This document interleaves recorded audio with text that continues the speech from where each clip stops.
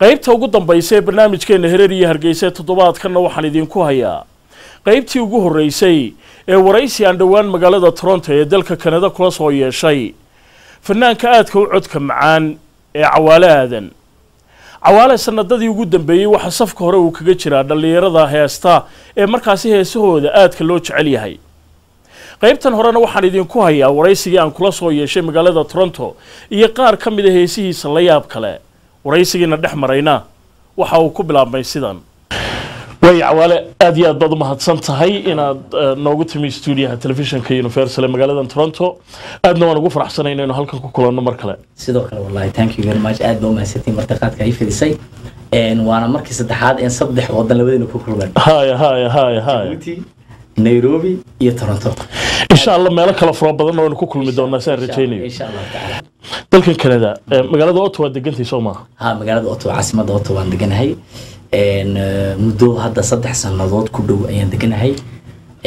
aniga iyo 3 caruura oo iyo xaaskaygii iyo ilmo afraad oo caloosha ku jira. ma sha Allah marka magaalada aad ka bilowday baa Ottawa meel kale uma guurin ba. meel kale uma guurin Ottawa ku soo degay Ottawa ku soo horeeyay xaqii baa waliska deganahay alxamdulillah rabbil caalamiin. inta badan waxa la ii sheegay in magaalada caasimada Ottawa dadka asalkoodu Djibouti uu ka soo jeeday u tagaan luqadda Faransiiska halka lagaga hadlo. ma sababtaas aad halka u degtay? horta sababuhu kulli way farbadin laakiin sababtii ugu horeysay inuu tagay waxay ahayd family magaaladaas aan ku lahaa oo yar xaaskayga la dhashay waxa deganaa oo caruur ku lahaa xaas iyo xaas marka isaga ayaan deena marti qaaday markii dambana de Faransiiskii wixii baad noo fadlan de Toronto Faransiis ba ma maqlaysid marka de qof Djibouti ka yimid bilowgeen waxa la dhaqaaqo way iska radagtay marka saasna degan waa Cawaale sheekada waynu googoosanayna waynu ku soo noqon doonaa waxaan hubaa qaar fara badan oo daawadayaashii inay isleeyihiin hadalka badan weeyda ka dhaaf heesii maxaa kuugu dambeeyay horta heesihii wax badan baa dambeeyay haddaan ku bilaabo waxaa dambeeyay hees kii ugu dambeeyay aan qaado waxaa la yiraahdaa hees la yaabay la yiraahdo la yaabay wixii helaan la yaabay way marka waxaa sameeyay abwaan dhalinyar ah oo reer Djibouti waxaa la yiraahdaa Maxamed baa la yiraahdaa Maxamed Cabdi laaxinka aniga ku daray oo magaalada Ottawa kaga soo daray music waxa tumay yar Ilyas la yiraahdo oo Djibouti ku nool kulleedii inaan maqashiya kula baantahay waxaan maleynayaa heestaan la yaabay kulli waa hees la yaab leh sida heesahaagii hore bal heestaan qadar ka maqallo ano aramida lurkeeda anu la yaami dhibteeda markaan kula labay haween malaastay hadimadiisa midaan aashaqa la luuray markay la xogay dareentay lugoyo ma igu beertay lugoyo hadiyaan isla yaabi beena ulabkacay warkeeda wixii ihelaan la yaabay wixii ihelaan la yaabay hadiyaan isla yaabi beena ulabkacay warkeeda wixii ihelaan la yaabay wixii ihelaan la yaabay. يا سلام هو هس لا يابله سيدي aan sheegay goorma soo baxday heestaas waxay soo baxday bishii koobaad ee sanadka 2013 waatay inta aynaan waqtiyadan dambe ka bixin waqtiyadii hore ku noqonin waxaan ka warhayaa Cawaale in heeso iyagana dhinaca wadaniyada oo qaarkood magaalooyin Soomaalida ay amaanayaan qaaradda Afrika ay ka hadlayaan qaadi baryahan dambe hadda kuwan wax nooga taabo horta Cabdisalaam intaan ku taaban horta markaan imid Canada anoo markayga hore iska dhul jecelo de Hargeysa iyo u sii heesi jiray Djibouti aan u sii heesay Jigjiga aan u heesay Dirdhaba aan u heesay anoo xagga maray baa soo dhafa ganan horta wadankiiba horta xoog jeclaa mana kala jeclaan waan wada jeclaa waan wada jeclaa marka waxa jira heeso badan oo wadaniyo sameeyay waxaad moodaa fanku maanta inuu heesaa jacaylka u badan yahay wadanigiina la yar daayacay yaad moodaa marka xaggaas baan isku yar bal dhulkeeni iyo waxaas yar ama manisirari waxaa jira hees aan buura moo qaaday oo aad u qiimo badan wuxuu leeyahay basray waa beled kalgacal magaalo bildaan qurxoon buudii weeyaan cilmiga iscaanka oo qurux badan baa jira hadaan jeclaan weliba aan live kugu qaadi lahaa aad iyo aad baan u jeclaan lahaa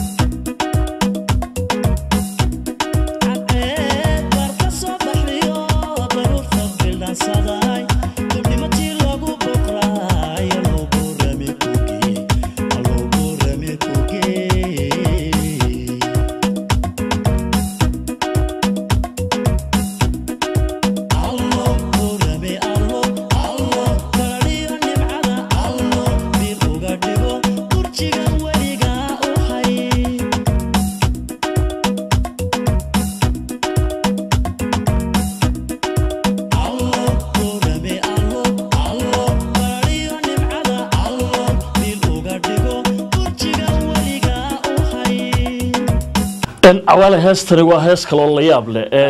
ألو بورا مكوجي يا سلام يا سمي مريه هاس كان واحد مريه سميه أبوان دليرة أو بورا مكونول وقتي وحي سميه عن بورا زيارتي منتجي هاي أيو اسميه مركز بورا مريحيدا أيان لحين كانوا كسميه حقي بان هاس تكون سمينه لكن تمست واحد كنت من كندا واطي ميزجيد واحد مودين وكدوين يهبكي عاديا هسان صوماليدو انت بدن ay u dhici jireen waxa keenay markaan imiday Canada horta waa waxyaabaha badan ee isoo foosay waxaan u imiday dhalinyaro wadankan markaan imid waxaan arkay dadka ugu badan waxa la yiraahdaa si wallahi waa dadka ugu badan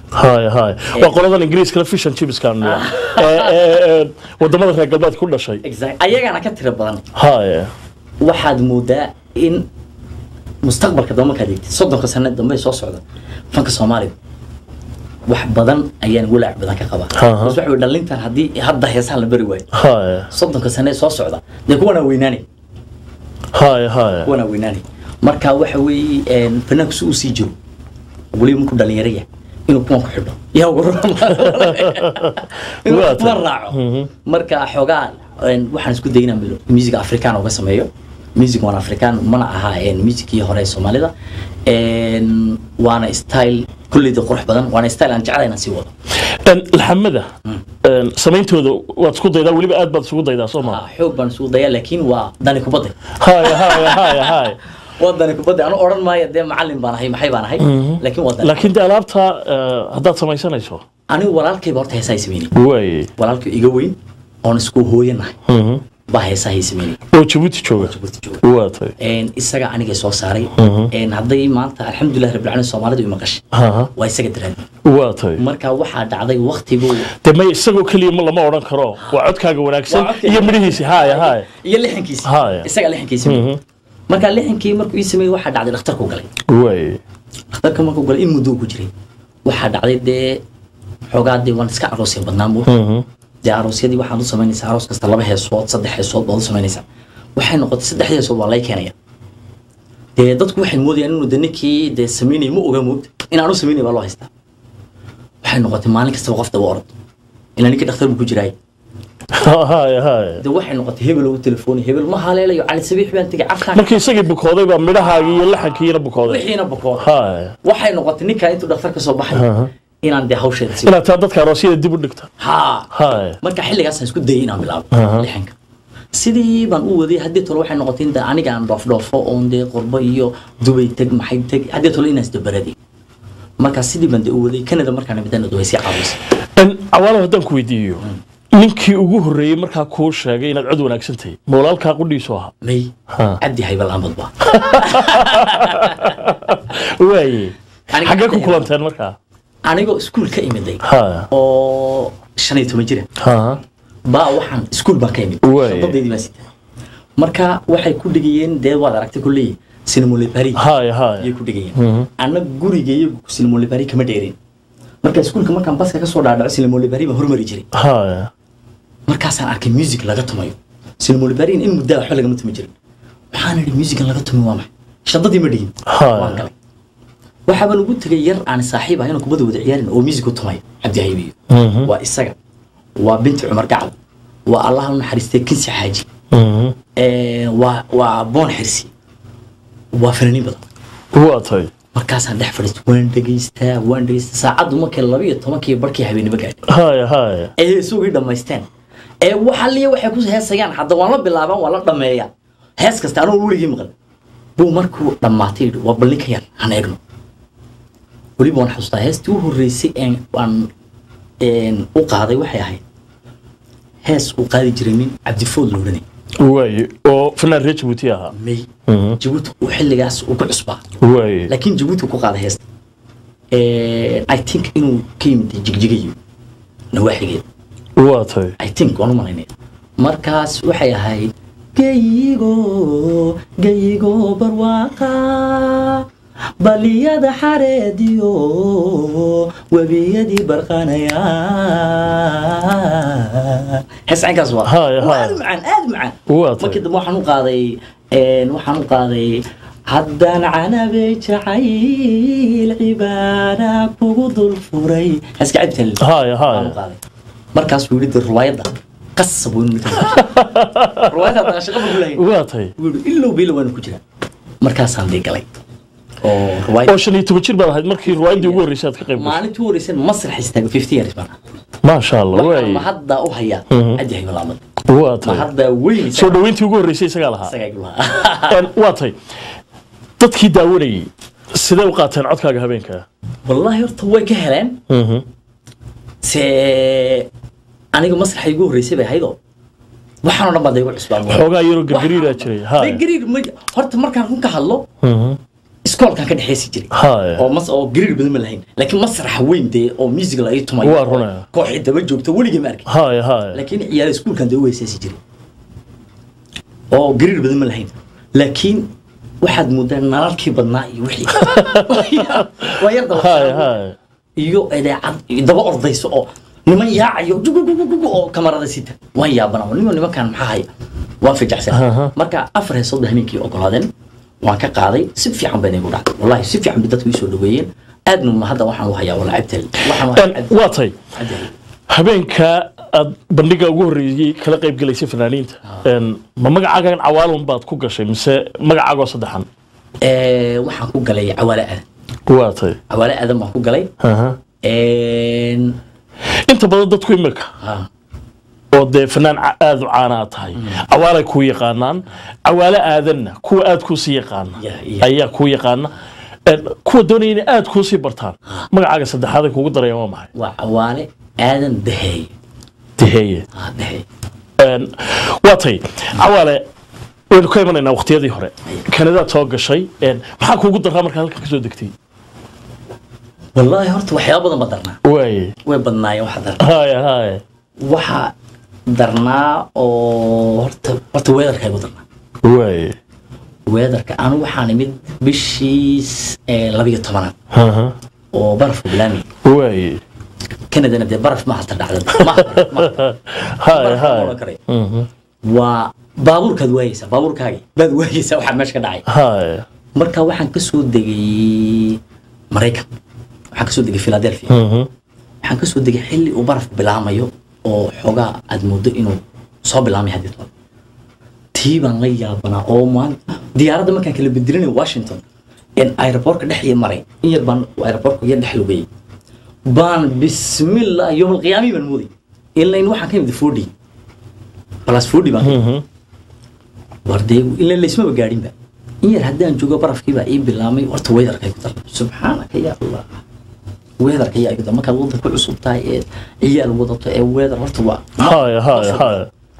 waxa kaloo iigu darnaa horta arrimuhu aad buu fara badnaayeen kuwa ugu sii daraa aad buu fara badnaayeen waxa igu yaabadnaa Canada waxaan islahaa ilaa 1987 kii baa lagu gurmay hay waxaan lahaa dad waxaad u tagaysaa ma sha Allah wax sawir fiican manaysta hay ilaa haddana sawirka waan haystaa laakiin waxaad moodaa dhinaca Soomaalida markaa Soomaalida markaa leh waxaad moodaa in sawirro badan oo iga yaabiya hay waa tahay horta qabyaalad aan dhulkeeni ooli baa sheegay yaabsan way dhulkeeni dadku isku dhex jireen waxbay wada cunayeen dadku wada Soomaali bay ahaayeen hay qofka ma laga yaabin in la yiraahdo maxaa tahay dadku wada Soomaali bay ahaayeen laakiin dad kala fadhiya waxay noqotay inaan 2 bilood waxa meel lagu qaylo Ottawa aan meel kasta soo maro hay ma tagto waxay leeyahay la saftay waa runa waa inaad yar wada marto waxay noqotay horta wareeg yar waa tahay dadkiina haddana waa wada walaalo way salaamayaan meeshii 20 sano wada joogan haddii wax wada qabsan lahaayeen wada jiraan waana kala jiraan way xogaa dhowr iyo 10 community iyay leeyihiin oo dawladda kala qaybsanaantaasi waa wixii gudaha laga leeyimay inta badan haddii hal ahaan lahaayeen way ka quwad badnaan lahayn haddii hal ahaan lahaayeen hal laan sportis leh laan culture leh laan school leh laan hal meel isku yimaada waxay ahaan wax qurux badan mo saasaan u horta jeclaan lahaa awala waxaad ka mid tahay fanaaniinta farakutiriska ee reer Djibouti laakiin fankoodu uu ka talaabay xuduudda Djibouti ee Soomaalida oo dhan dhulkeeda caanka ka sidoo aragtaa inaad noqotay fanaan kaalinta buuxiyay iyadoo dabcan ay jireen fanaaniin ka horeeyay reer Djibouti yaana badnaanin be oo Soomaalida geeyga oo dhan caanka noqday wallahi horta Abdisalaam waa su'aal aad u qurux badan horta waxaan aaminsanahay fanka horta nasiib yahay fanka aan ma aaminsano cid macaan yahay ma aaminsano inuu yahay ma garanaysaa wax kale aan waxaan aaminsanahay waa nasiib iyo jaanis laakiin wax kaga dar codkana iyo midhaha qofka helay hay qaybta ugu weyn because waxa weey fanaan ka cod macaan oo intuu doono ka cod macaan oo soo bixi la aad arkaysa oo aduma ka seegto isagana eegto صورني سونيو هاي لكن تاسي dadkay ku xidhantay Soomaaliya ila dadkii way ku xidhantay laakiin waxa laga yaabaa in jaanis badan aad heshay baa laga yaabaa laakiin aan markasta waxaan ku sifeeyaa hebel baa hebel ku cud macaan ila ma yaraha laakiin waxa ila tahay hebel baa hebel ka yar cag horeeyay si kala ku sifeey karaa waatay adigu awalahan marka tilmaan iska bixinayso waxaad isku tilmaantaa fanaan reer Djibouti ma waxaad isku tilmaantaa fanaan Soomaaliyeed sidaad isku tilmaantaa haddaad tilmaamayso anu waxaan isku tilmaantaa fanaan Soomaaliyeed markastana maanta su'aal fiican baad weydiisay su'aal aan jecelahay inaad dadku sheego horta waxa lagu qofulay oo xogaa ay qayb badan ka qaadatay saxaafadda qayb badan ka qaadatay markay wareysanayso example baan soo qaadan hadda iga example hadday wareysanayso Xasan Aadan waxay leedahay fanaanka Soomaaliyeed هذا وضع السنة عبد النور على لنا فناك ريجي وتبلا هاي هذا لو ذنوا فنان صومالي اللي حسن بلا مؤرن فناك رير صومالي هاي لا مؤرن جيبوتي هو وطن صومالي أنا وطن صومالي نبدو وجنسي أو يكون تلا بضع وطن بموت مركا أنا وحنا مثل لبضو بين الفنان الصوماليين لكن هذا كان ريجي وتلا هذا كان غير صومالي والله والله بيش هذا كوكو بلا marka fanaan Soomaaliyeed baan isku arkaa because afkii hooyaday igu barbaarisay afkii hooyaday ku hadlaysay afku aabahay ku hadlay wax igala weynta aniga ma jiro waa tacawaale su'aal kale hadaan ku weydiiyo qofka fanaanka ama halabuurka lama mid aha dadka kale markuu wadankiisa ka baxo haddaad adiga laftaada iska soo qaado maxaa ugu weyn aad tabtay markii aad soo baxday oh my god wallahi billahi taala wax badan ma tabaysa wax aan waxba kula ahaan jirin waxba alliyo wuxuu kula lahaan jiray aad ayna lahayn ba tabaysa example hadan ku sameeyo de adiga kaaga ma sheekino de Djibouti ma isla joognay anu waxaan ahaa dadka aan 2 minute wadada mari karay xoog loo jecel yahay dhalinyarta ku xiran waxaan lahaa qalab baan lahaa waxaan lahaa gurigeyga studio-ha waxaan lahaa dadka tumayo dhan gurigeyga joogayeen abwaanadii baa ila joogayay lixmeystii baa ila joogayay nacam waxaan ahaa de fan guuraya warshad baan oo fanka guuraya yaana maanta kaan u baahday one call u diro degdeg bigu yimid xataa waxaan ahaa fanaaniinta kale ee ka imanaysa ma garanaysa ama de Soomaaliya ama Soomaaliland ama de Puntland ama meesha doon wada ay ku soo degaan baraha oo ma garanaysa de guri lagu nasto oo kale maanta waxaan waxa bedelaytii hal hees inaan daba ordon studio gaaleeya aan balasado oo iga dhahdo waxaan ahay axada bukid baan ahay sinta bukid baan ahay salaasada bukid baan ahay wali bay iga dhahdo ma saacad baan rabtaa ma 2 saacadood waxa la qiyaasay hadii qalabkii la soo dhoofin lahaa ama halkan laga sameyn lahaa ma waxa la isla helay baad leedahay marka dadkii ag fadhiyay jawigii iyo nolosha baaba islahaynba nolol la yaacayo goorma la isleeyahay la isla fadhiisan nolol la yaacay marka horta dad isku kalsoon waan ahayn dad saaxiib baan ahayn waxba u socday marka wallahi horta waa dareemaysaa wixii laakiin haddana si doon ha noqoto anu horena waan u sheegay fankayga ama kuleel ku dhaxbado ama baraf ku dhaxwaday kama harayo u soconaya badla waa tacawaale inaguna barnaamijka halkaas aynu ka sii socodsiinayna heestadii noo soo qaban lay waxaan ku soo qaban lahaa horta xagga jacaylka soo laamina waa tay horta Cabdisalaam waxaan hees kan qaado adduunka waxaan heeska aan ugu jecelahay itaabta ya salaam ayaan ku qaaday waa tay aad baan heeska u jecelahay waxaan halka ka salaamayaa I know inuu daawan doono abwaankii sameeyay waa abwaan aan aad u saaxiibnahay marna inna caadi ma waa aad ma saaxiibnahay walaalkay Maxamed Muumin Ababe baa leeyahay waan soo salaamayaa isaga iyo xaaskiisa iyo wiil hada u dhashay inta baan soo salaamayaa heeskuna wuxuu oranayay islaanteedu sameeyay xaaskayga wuxuu leeyahay qormada nolosha toho naftaadi la qaybsataa indhaha qurux baad u tahay qalbiga farax baad u tahay sidii ubax qaniyaho ka soo baxay meel qabow halbowlaha qaaliga dhexdiisa adaa qotoma jacaylku qabyoobi maayo nasiibku qaloocan maayo balaadku qasaari maayo wixii aan ku kalmayna anigu kuquri maayo anigu kuquri maayo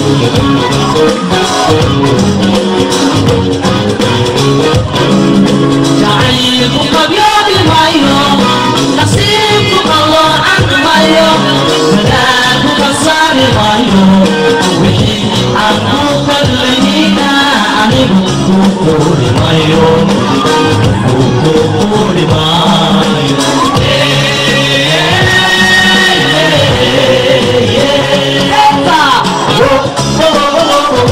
intaasna waxa ku dhan barnaamijkeennii Hereer iyo Hargeysa ee toddobaadkan oo qaybtaasi ugu dambeysay aan ku soo qaadnay waraysi aan dhawaan magaalada Toronto ee dalka Canada kula soo yeeshay fanaanka codka macaan ee Cawaale Aadan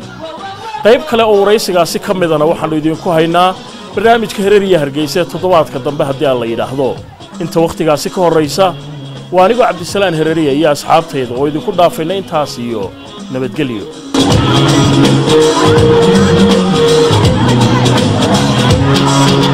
intiga ashaqato aqum banku qan'an najada ilbal tahay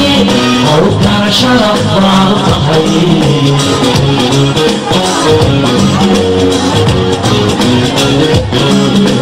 intiga ashaqato aqum banku